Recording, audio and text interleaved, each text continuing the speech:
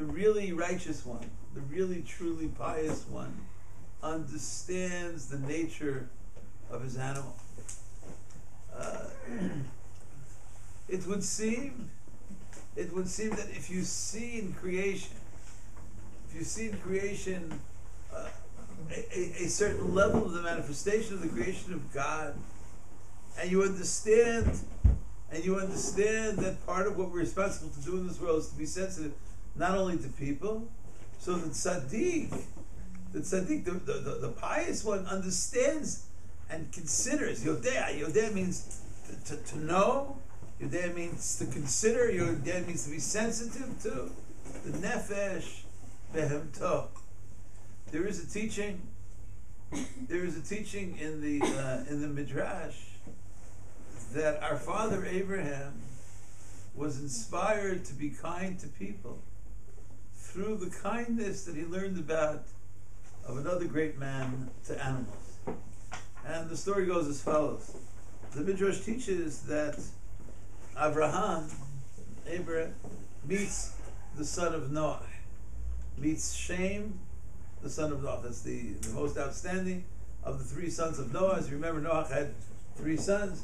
Vayoled Noach shlosha banim, et Shem, et Ham, vet Yafet. Yes? So he meets Shem. Shem is the one who was a mnemonic for remembering one of his claims to fame, is that Shem was the one who was sensitive to the shame of Noah. That's just the way of remembering it. Shem, the Hebrew word Shem, remember when Noah was lying there in a very compromising way, in a very embarrassing way, and it was Shem who covered the shame of Noah. That's just a way to remember it. So Shem is the most outstanding. We're all Shemites. We're Shemites. We're from Shem. Some people pronounce Shem as Semites, but we're Shem. That's our great grandfather Shem. According to some, Shem is the first king of Yerushalayim. You remember Melchizedek Melech Shalem. Maybe with Melchizedek. Maybe Melchizedek is his name. Maybe Melchizedek is his title. According to one interpretation, it's Shem. Shem was appointed to be the king of our holy city, the king of Jerusalem. First mention, reference to Jerusalem. So Abraham meets Shem. This is in the Midrash. Abraham meets Shem. And he says to him, could you tell me, please, your family survived such a massive destruction of the world. What was the special merit? What special merit did they have? How did they do it? What meritorious deeds was your father involved in, or your mother involved in, your family involved in? What was it about that which they were doing, which saved them, even in the midst of such a serious destruction? And Shem said, my father was ever so sensitive to feeding each animal in its proper time. The zookeeper of all zookeepers, the number one person in world history probably who extended kindness to every living creature was Shem. Now, if you study the eating habits of the various animals, so you understand what kind of task we're talking about. It was day and night. It was more than 24 hours a day, more than 7 days a week. It was almost impossible. He was constantly feeding animals. That's what he was doing. Was Noach or Shem? Shem recorded about what his father was doing. Noach was, and it says in the Midrash, surprisingly, we all know Abraham. He's so well known for his sensitivity of feeding people. The Torah speaks at length about Abraham and Sarah's hospitality. So, what inspired Abraham? Well, according to this midrash, he was inspired by Noah. He was inspired by the level of sensitivity of Noah to feeding animals. And if indeed Shem was correct, and the reason why the family of Noah was not destroyed, and they were able to be there a complete year in the ark, without any harm, Because they fed animals. Could you imagine if feeding animals brings you such a great reward? What happens when you start feeding people? Like people like beyond animals, right? People, the apex of creation. And Abraham decided, well, then I'm going to embark upon a career of trying to feed people. That's what he did. He started feeding people as a result of the nefesh behemto, of the tzaddik of Noach. Noach, as you know, is called in the Torah a tzaddik. Ele toldot Noach. Noach, ish, tzaddik, right? Yodea tzaddik. Yodea tzaddik. Wow. Yodea tzaddik nefesh behemto. Noach understands the needs, the nature, Wow. the desire, the concern of animals. And we have a teaching, and those people in the room who have dealings with animals, those people who have pets, or have ever taken care of animals, there is a claim in certain parts of society, I don't know if it's sociologically true, but they once wrote an article about how certain very Torah observant people have so little to do with animals. It could be that in a family where there's an emphasis on children, maybe there's less of an emphasis on having pets, and in a family where the house is in need of extra residents of that home. It could be there are more pets. It could be. They did a cross study about two different parts of Israel. How many pets are found in the house in one community, and how many pets are found in the house in the other community? One community, let's say the average amount of children was 1.2, and the other community it was something like 8.3, and so whatever it is. But anybody who has an animal knows that there are many laws about taking care of animals. Surprisingly, according to law, according to halakha, one is not allowed to eat their own meal. You're not allowed to eat. Let's say you're sitting down to supper. Let's say you're sitting down to dinner. Many of us fasted today. Let's say about 5:15 or so, I don't know, 5:30. Many of us began our meal. Well, let's say you have a dog that's also hungry, or a cat that's hungry. I mean, surely in a system of understanding, who's more important? Is it you? Who's more important? You or your dog? You or your cat? It's not even close, right? But the halakha is very surprising halakha. The halakha is Yodea tzaddik nefesh behemto, that one is prohibited to eat before one feeds one's animal.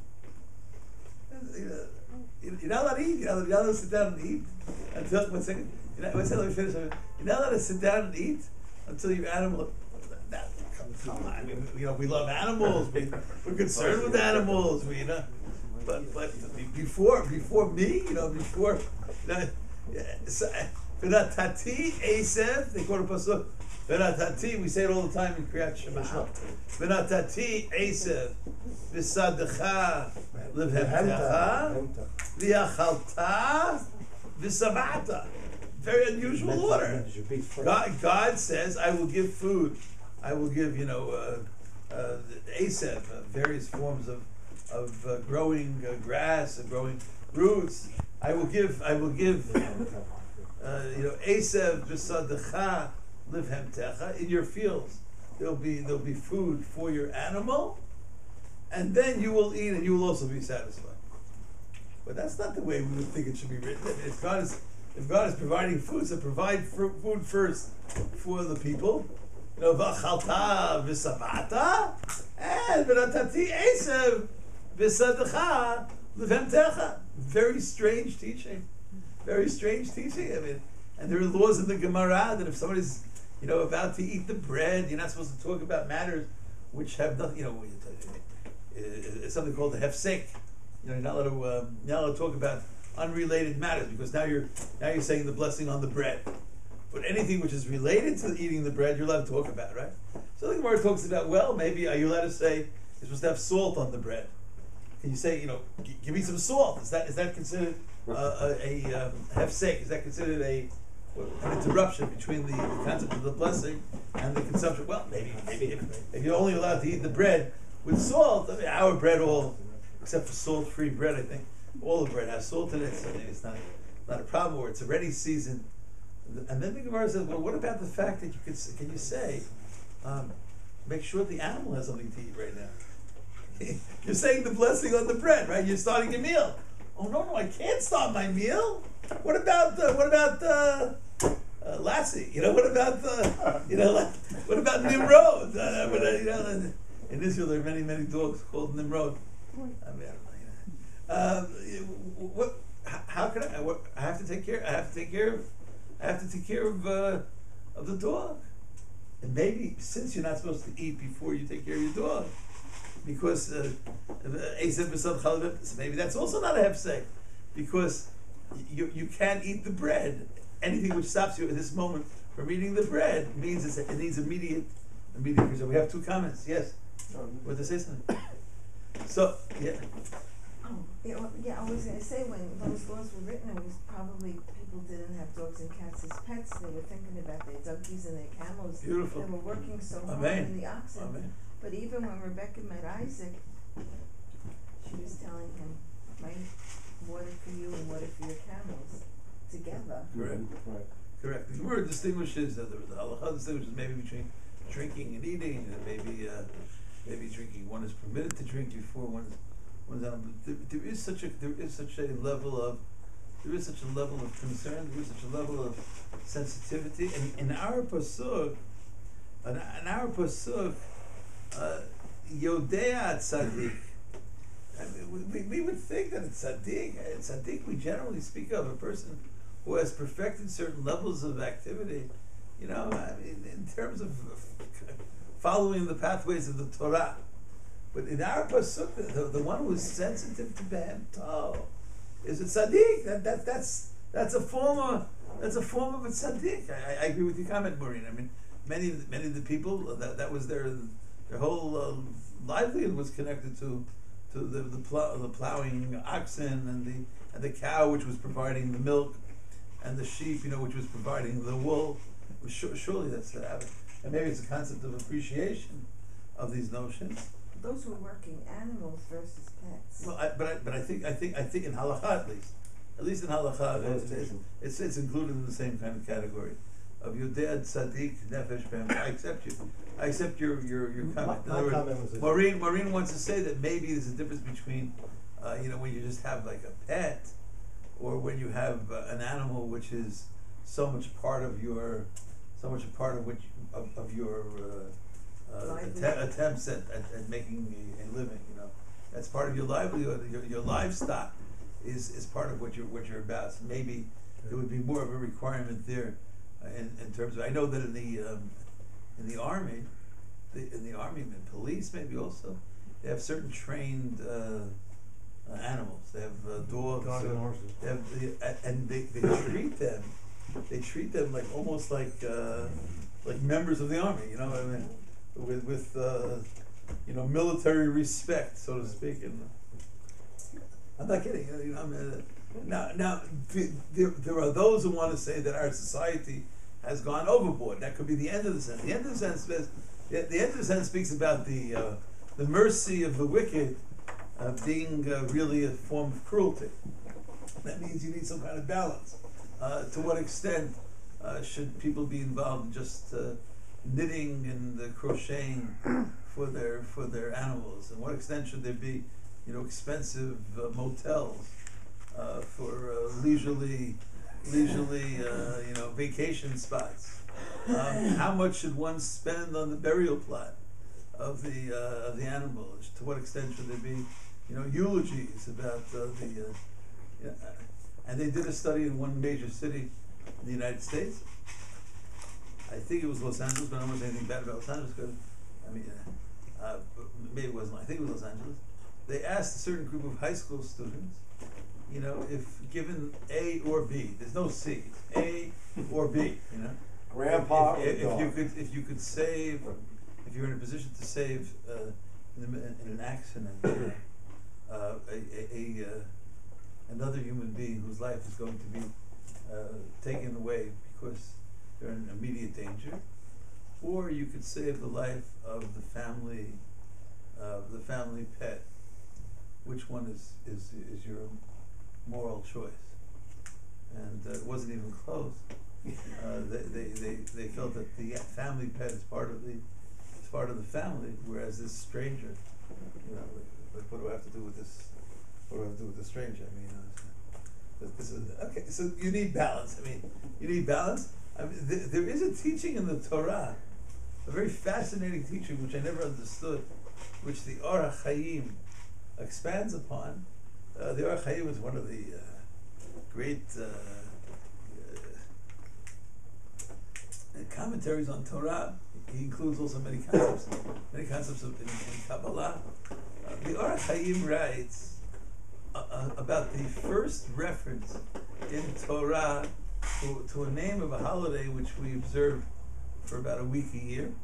The name of the holiday is called Sukkot. Sukkot. Now, Sukkot already appears. Of course, Sukkot is the temporary huts and booths that the Jewish people stayed in on their journeys from Egypt to Israel. But Sukkot, there's a place called Sukkot. The concept called Sukkot already is mentioned in the book of Bereshit, in the book of Genesis. And it says, V'Yaakov nasa Sukkota. Yaakov was traveling to Sukkot. He's actually the one who gave the name Sukkot. Vayiven lo bayit. And he built for himself a house. He needed a house. He needed a place to stay in. Ula miknehu, and to his sheep and to his cattle, lemiknehu asa Sukkot. Lemiknehu asa Sukkot. And he set up Sukkot. He set up these pens, these temporary, huts or booths or pens for his animals, and he called the name of the place. He called the name of that a dwelling place Sukkot. Now he did two things. He did two things in this pasuk. He was involved in building a house for people. He needed a place to stay, right? So the people were in a bayit. And his animals were in these animals were in these pens. He made various forms of huts, of shelters for his animals. So he has a bayit for himself. I guess for himself means for him and his people. And he has Sukkot for his animals. Well, and then he calls the name of the place. And the pasuk says, therefore, he called the name of the place Sukkot. Well, I would think, he has two choices maybe. If he wants to base the name of the place based on what he did there, he did two things there. He did a bayit there, and he did a Sukkot there. The bayit was for the people, and the Sukkot was for the animals. So call the name of the place bayit. Sounds like a nice name. I would think the end of the sentence should be Vayiven lo bayit. He built himself a house. Well, the mikneh was Sukkot, and he built these sheltering pens for his animals. Therefore, he called the name of the place Bayit or Beit Sukkot or Sukkot Bayit. Nothing in the name indicating any kind of commemoration of the fact that he built for the people a bayit. The only name that's being used there is the name Sukkot, but Sukkot is secondary. Sukkot is only for the animals. So the Orach Chaim suggests, it's a brilliant insight. I didn't see it anywhere else. Maybe it's an earlier. So I saw it in the Orach Chaim. He says, well, maybe he wanted to teach humanity. He wanted, that people need houses. Everybody knows that people need houses. I hope that's pretty obvious. But there's a hidush. there's a novel teaching involved in the actions of Yaakov, that he was teaching the world that not only do you take care of your own your family, not only do you take care of human beings, but Yodea Tzadik Nefesh Behem Tov. In context, this story takes place as Yaakov is returning from his many years of working for his father-in-law, for his uncle Lavan. And what was he doing in the house of Lavan? What was he doing there? Animal husband. He was tending to the sheep, right? And he speaks there. If you remember his report about how dedicated he was to the animals, he says that I worked day and night. I worked day and night for in taking care. That's right, in taking care of the animals of Lavan. Hayiti bayom. Quote. Hayiti bayom. When during the day it was horrific conditions. It was burning hot, but I had to be out there with the animals. Hayiti bayom achalani choref. During the day, I was suffering from such terrible heat problems. I was suffering by scorching heat. And at night, I didn't just go to sleep and whatever happens to the animals happens to them. V'kerach balayla, kerach. Kerach means ice. It was icy conditions, right? I was consumed by scorching heat during the day, by frost bites by night, and I lost sleep over this. Batidad shnati meinai. My sleep, was lost. I didn't have a chance to sleep very often. My sleep drifted from my eyes because I had to take care of animals day and night. And the Midrash points out that God seems to choose the leaders of the Jewish people who seem to take care of sheep. There's something about taking care of sheep, and that seems to be I'm not saying, God forbid, that any of you are not qualified to be the world leaders of the Jewish people, but I'm just saying, in history, the rabbis see a pattern. Jacob seems to be doing sheep work. What's Jacob's and sheep work, and then God seems to like his advancements with the sheep. Very dedicated. Treifa lo heveti elecha. Treifa lo heveti elecha. I brought, he says to his father-in-law, I was so careful. I didn't bring you any kind of torn animals, any kind of attacked animals, any kind of mangled animals, any kind of treifa. And if anything happened, I would take it upon myself. So Yaakov, you do so well. You do so well as a shepherd of sheep. So I have sheep. Want to take care of my sheep? Moshe's career is a career of a shepherd. And some people they almost overlook that when they're reading the story. It's like, let's get to the real story. The real story is that God appears to Moses. Moses goes to Egypt. He takes out the Jews. He does this. But the Torah speaks about Moshe Haya Ro'eh. Moshe Haya Ro'eh. And so, what is it? What's the significance of that? Now, Rabbi Miller used to always tell us, Rabbi Victor Miller of us, he used to say, well, a shepherd has, so much time, for thought, so much time for meditation, like hours and hours in the meadows and the fields. But the rabbis say that God says, oh wow, look how dedicated Moshe is to the sheep. And there's a famous story about Moshe carrying a sheep that ran away from the flock. Remember the story? It's not in the Torah. It's in rabbinic literature. But there was this sheep that escaped, and it was weak, and it was and Moshe picked it up and carried the sheep on his shoulders, and God says, "Wow, you're such a great shepherd, You're my man. I want you to be the shepherd. I want you to be the shepherd of the Jewish people." Then the rabbis continue, and they say, King David, David HaMelech, who's David HaMelech? What's his claim to fame? He's a shepherd. God took him from the meadows of the sheep. So you could say, well, maybe it's a common. It was a common career in those days, or maybe there's something about how a person is tested in certain areas of animal life, and if the tzaddik prevails, the Yodea tzaddik nefesh behemto, when the tzaddik shows a certain kind of level of sensitivity to animals, then they're ready to move on to other levels, to higher levels, to greater levels of sensitivity. Then what happened with Hitler? Who? Hitler supposedly loved animals. I think that's the second part of the sentence. Right. And look at the second part of the sentence. The second part of the sentence is that tzaddik knows how to take care of animals, but the mercy, the end of the sentence, right? I think it was put there for your question. V'rachamei, they've been waiting, like a few thousand years for you to ask the question. V'rachamei risha'im achzari. And the mercy of the wicked, the merciful actions of the wicked are really cruel.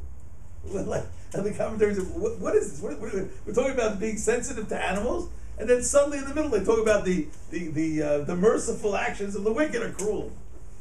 It means, of course, I think your example is a very fine example of that, right? That sometimes a person who uses certain forms of external levels of demonstrative acts of mercy to demonstrate, look how merciful I really am, but underneath it, it's just really a level of cruelty. That person may try to demonstrate how kind they are, but if the very same person who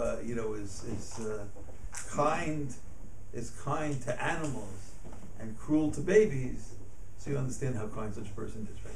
So rachamei risha'im achzari, the mercy that we're talking about, is the mercy that's supposed to lead a person. It's supposed to lead a person to higher and higher and higher levels of sensitivity.